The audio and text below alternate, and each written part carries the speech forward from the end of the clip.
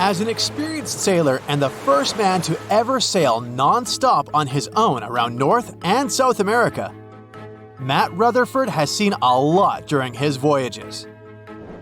But what he saw in 2013 while sailing through the waters of the Atlantic with his colleague surely stands out. Some 800 miles off the coast of Bermuda, not far away from the famous Bermuda Triangle, they noticed a boat that seemed to be moving by itself. The sails weren't up and the motor wasn't running. The sailors decided to check if there was someone who needed their help aboard, so they moved closer to the mysterious ship. Once they got there, things only got weirder, as they realized there wasn't a living soul aboard. Rutherford started filming to document their discovery. The boat looked so awfully abandoned that they expected to find some pretty scary things in there. But it didn't stop Rutherford from searching the vessel.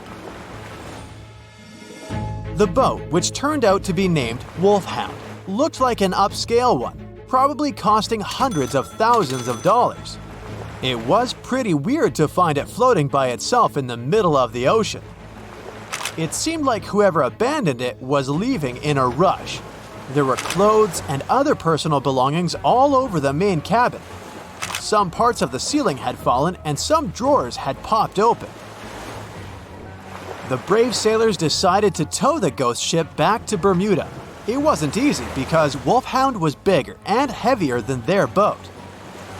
After days at sea, the crew was running low on fuel and asked a passing freighter to stop and give them some gas. They kept pulling Wolfhound until the tow line got wrapped around the rudder and they realized they could get stranded in the Bermuda Triangle. So they had to abandon the ship.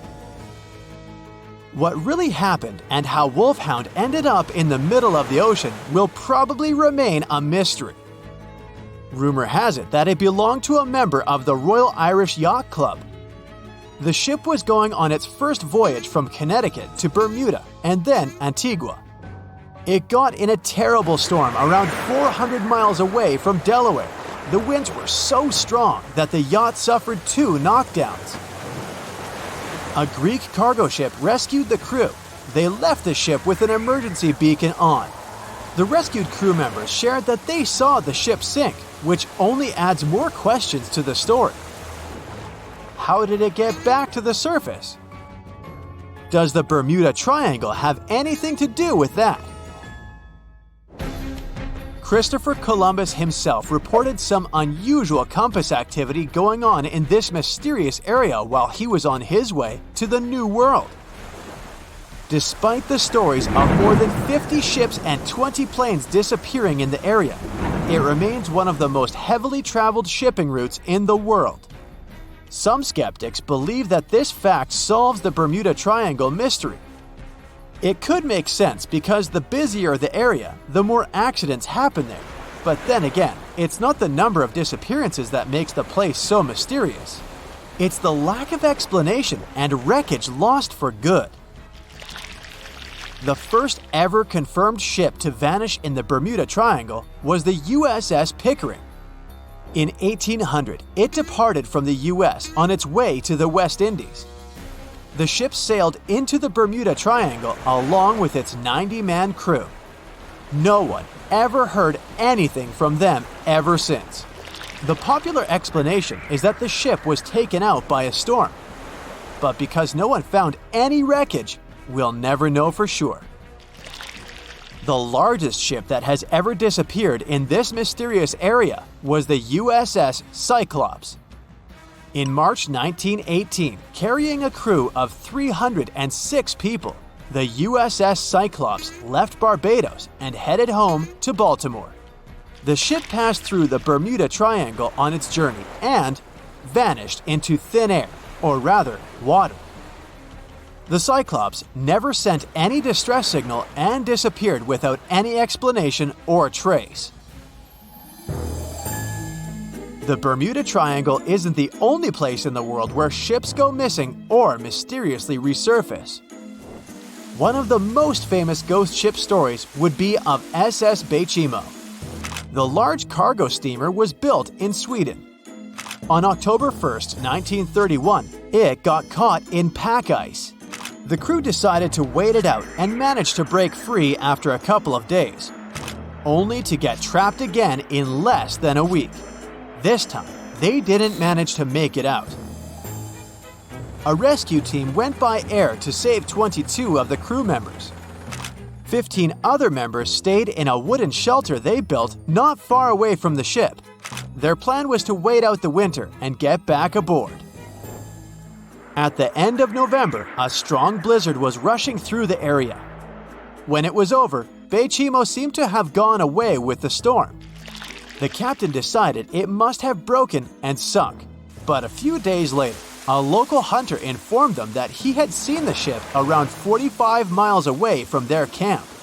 The crew managed to find the ship and took the most valuable cargo from its hold.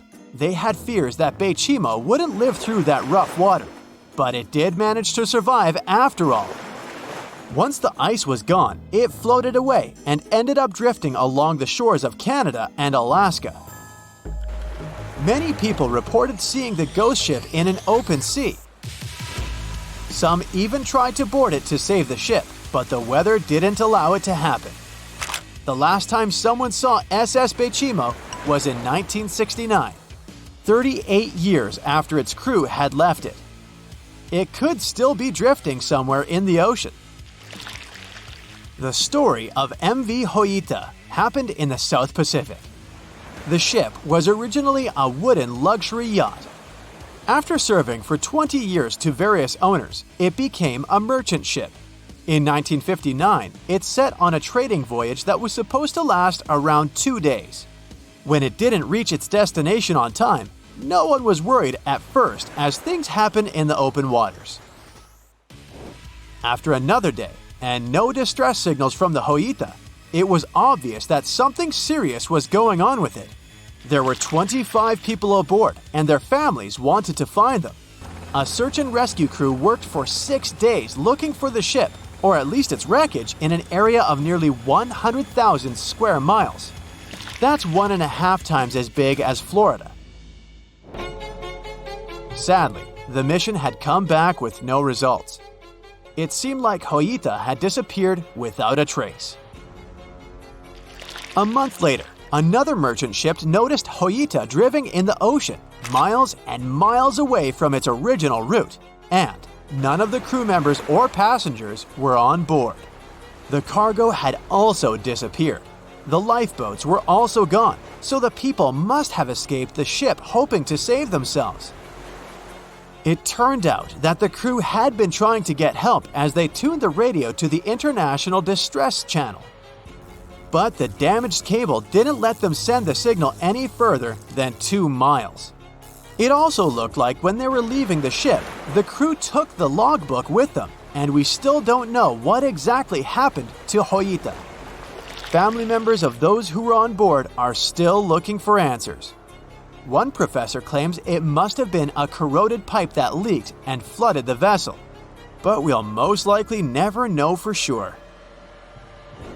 In the Pacific Ocean, near Japan, there is an area nicknamed the Devil's Sea. It's believed to be one of the 12 vile vortices around the Earth. Some people claim that vile vortices have weird things going on in them because the pull of the planet's electromagnetic waves is stronger there than anywhere else. The most famous ship that disappeared in the area was a fishery patrol vessel in 1952. The ship went there to investigate the vessels that went missing previously and disappeared along with 31 crew members. Scientists who don't believe it was a mysterious disappearance blame the underwater volcano eruption for what happened. That's it for today. So hey, if you pacified your curiosity, then give the video a like and share it with your friends. Or if you want more, just click on these videos and stay on the bright side.